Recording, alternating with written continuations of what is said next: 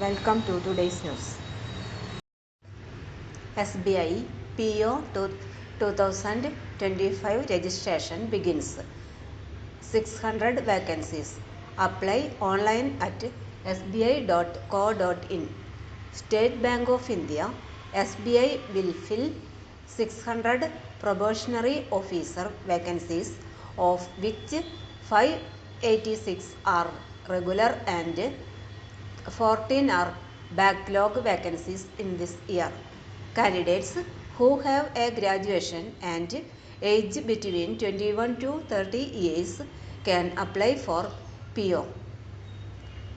Those who are in the final year or semester of their graduation can also apply.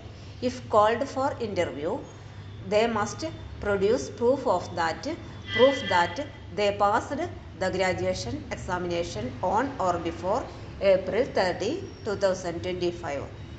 Important dates candidates should remember. Online registration begins on December 27, 2024 and ends on January 12, 2025. Admit cards for prelims open 3rd or 4th week of February 2025. Phase 1 online preliminary examination on March 8 and March 15, 2025. Prelims result